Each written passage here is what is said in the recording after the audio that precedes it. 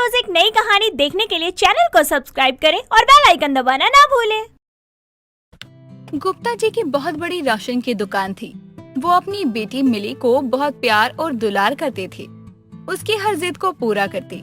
ऐसे ही एक दिन मिली अपने पिताजी गुप्ता जी से अपने और अनुराग की शादी की बात करती है। पिताजी, मुझे आपसे कुछ कहना है, लेकिन कैसे कहूँ ये समझ नहीं आ रहा है। पिताजी, अगर आपको मेरी बात बुरी लगे ना तो प्लीज मुझे माफ कर देना। माफी तो बाद में भी मांग लेना, पहले ये बताओ तुम बोलना क्या चाहती हो। बिना बात को सुने हम कैसे बोल सकते हैं कि हमने तुम्हें माफ किया। पहले अपनी बात तो बोलो, फिर हम सोचेंगे कि क्या करना है तुम्हारा। पिताजी, मुझे एक लड़का पसंद है और मुझे उसी से शादी करनी है। अच्छा, अब तुम अपनी शादी की बात खुद करोगी मुझसे? इतनी बड़ी हो गई हो तुम? नहीं पिताजी, बस मैं आपको अपनी पसंद बता रही थी, बाकी आपकी मर्जी है। आप जहाँ कहेंगे ना मैं वहीं शादी करूँगी। अरे मेरी बच्ची, मैं तो बस देख रहा था कि मेरे ऐसे कहने पे तुझे कैसा लगता है। और हाँ, जिसे तू पसंद करती है उसे कभी मिलवाने के लिए तो लेके आ जा, तभी तो शादी की बात होगी। ठीक है पिताजी, मैं अनुराग को कल ही बुलाती हूँ उसके परिवार के साथ। मिली की खुशी का कोई ठिकाना नहीं था। कुछ देर बाद मिली अनुराग को कॉल करके सारी बात बताती है। अगले दिन अनुराग अपनी माँ सुनीता को लेकर मिली के घर आता है। सभी लोग मिलकर मिली और अनुराग की शादी की तारीख तय करते हैं। और फिर सुनीता मिली का घर देखकर अपने मन ही मन सोचती है, क्या बात है, घर तो बहुत ही आलीशान है। मेरे बेटे की पसंद तो वाह।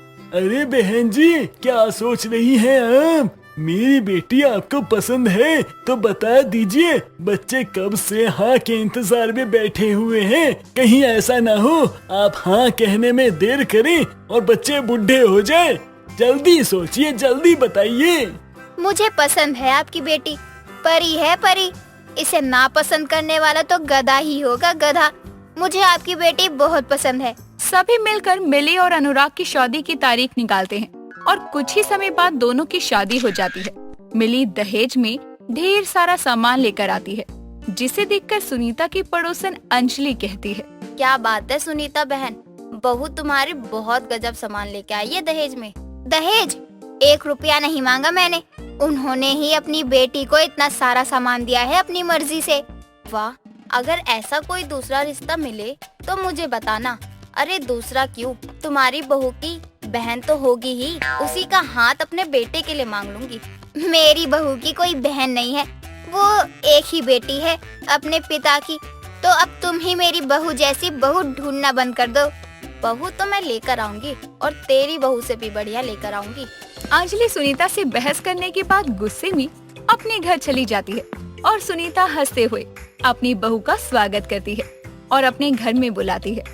ऐसे ही अगली सुबह मिली रसोई में खाना बना रही थी, तब भी सुनीता आकर बोलती है, बहू, कल तुम्हारी मुंह दिखाई की रस्म है तो अपने पिताजी को बुला लेना। क्या है ना, गुप्ता जी अकेले हो गए हैं, अब अगर यहाँ आ जाएंगे तो उनका मन लगा रहेगा। जी माँ जी, ये आपने बहुत अच्छी बात की है। मैं अभी पिताजी को कॉल करती हूँ। पहले कुछ खा लो, फिर अपने पिताजी को फोन करके कह देना। और क्या बनाया है तुमने? माँ जी, हलवा बना रही थी, लेकिन घर पर काजू पिस्ता किशमिश कुछ भी नहीं है, तो कैसे बनाऊँ हलवा? हाय राम, कुछ नहीं है। महीना खत्म होने वाला है ना, इसीलिए सब सामान खत्म हो गया है। सुनीता की बात सुनकर मिली हैरान रह जाती है और फिर कुछ देर बाद मिली अपने पिताजी को कॉल करती है और उनको अपनी मुंह दिखाई के फंक्शन में बुलाती है। ऐसे ही मुंह दिखाई के दिन गुप्ता जी ढेर सारे सामान के साथ आते हैं। तभी सुनीता ये देखकर कहती है, अरे भाई साहब, इन सब चीजों की क्या जरूरत थी? आप खुद आ जाते, हमारे लिए यही काफी था।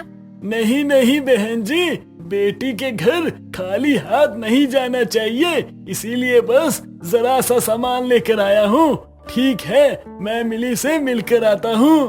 पहले आप बैठिए।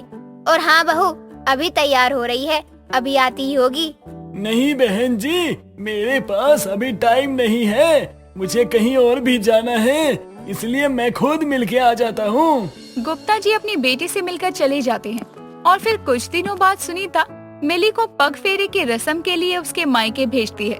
जब मिली पग फेरे से अपने ससुराल लौट कर आती है तो अपने साथ ढेर सारा सामान लेकर आती है, जिसे देखकर सुनीता कहती है, बाप रे बाप, इतना सामान क्या क्या लेकर आई हो बहू? माँ जी, ये पिताजी ने आपके लिए भेजा है। बस कुछ सामान है जो घर के लिए है। पिताजी ने घर का राशन भी दिया है। अरे भाई साहब भी हद करते हैं, इतना सब कुछ देने की क्या जरूरत थी? हाँ माँ जी, मैंने भी यही कहा था, लेकिन पिताजी माने ही नहीं बिना कुछ दिए। खैर अब क्या करूँ, उनका प्यार ही ऐसा है।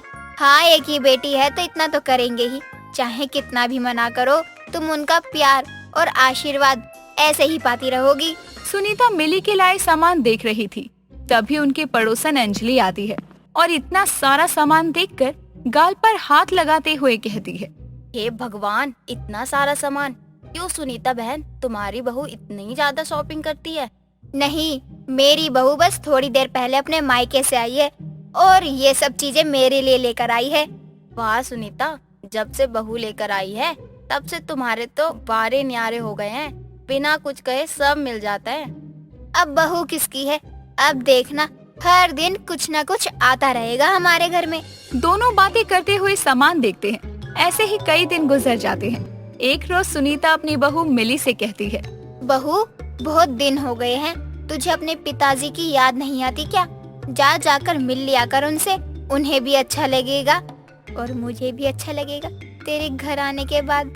हाँ माँ जी, मैं भी यही सोच रही थी कि चली जाऊँ पिताजी से मिलने के लिए। बहुत दिन हो गए उनसे मिले हुए, अच्छे से बात भी नहीं हो पाती कॉल पर तो। बहू अब देर मत कर, जा मायके चली जा, पर जल्दी आना, मुझे तेरा इंतजार रहेगा। हाँ माँ जी, जल्दी आऊंगी, लेकिन आपको कोई तकलीफ तो नहीं होगी ना मेरे जाने से? पागल, तेरे आने से पहले भी तो मैं यही सब करती थी, तो अब भी कर लूंगी। सुनीता मिली को अपने मायके भेज देती है और बेसब्री से मिली के आने का इंतजार करती है। शाम को मिली अपने साथ ढेर सारा सामान लेकर आती है तो सुनीता सामान देखकर कहती है, हे भगवान, फिर से तुम्हारे पिताजी ने इतना सारा सामान भेज दिया। भाई साहब भी ना, बहू तुमने उनको मना नहीं किया क्या जब सामान दे रहे थे? इतना सामान कहाँ रखूँ अब मैं? माँ जी क्या करना है, अब सारा सामान घर पर ही सेट करना होगा। और हाँ, पिताजी ने आपके लिए भी कुछ भेजा है, देख लीजिए। बहू तेरे पिताजी भी ना हद करते हैं। अगली बार जब तू जाएगी ना तो बोलना, मैंने उनको इन सब चीजों के लिए थैंक यू बोला है। मैंने पहले ही बोल दिया माँ जी, अब बोलना नहीं पड़ेगा। वैसे भी पिताजी को थैंक यू बोलने की कोई जरूरत नहीं है। सुनीता सामान को देख ही रही थी और ऐसे ही कुछ दिन बीत जाते हैं। सुनीता अब हर दूसरे दिन मिली को मायके भेजती और फिर मिली अपने मायके से ढेर सारा सामान लाती। ऐसे ही एक दिन सुनीता चाय पीते हुए अपनी बहू मिली से कहती है, बहू क्या बात है, आजकल बहुत उदास रहती है। अगर तेरा मन उदास है तो जा मायके चली जा, तेरा मूड ठीक हो जाएगा।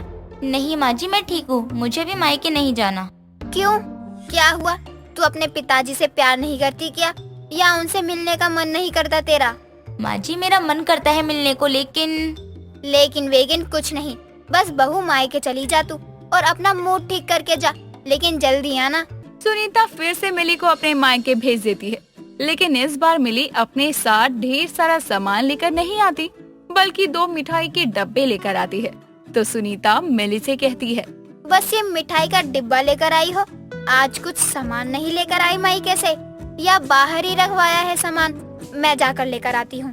नहीं माँ जी, बाहर कुछ भी नहीं है और ना ही अब बार बार मेरे मायके से कोई सामान आएगा। हर दूसरे दिन आप मुझे मायके भेज देती हो, कभी आप भी अपने मायके घुमाइए, आपके भी घर वालों को अच्छा लगेगा ना। मिली की बात सुनकर सुनीता भी समझ जाती है कि अब बहू को मायके बार बार भेजना खतरे से खाली नहीं है। अगर भेजने की कोशिश भी की तो बहू उसे ही अपने मायके भेज देगी। दोस्तों, अगर आपको ये कहानी पसंद आई तो इसे लाइक करें, शेयर करें और कमेंट करके बताएं कि कहानी में आपको सबसे अच्छा क्या लगा।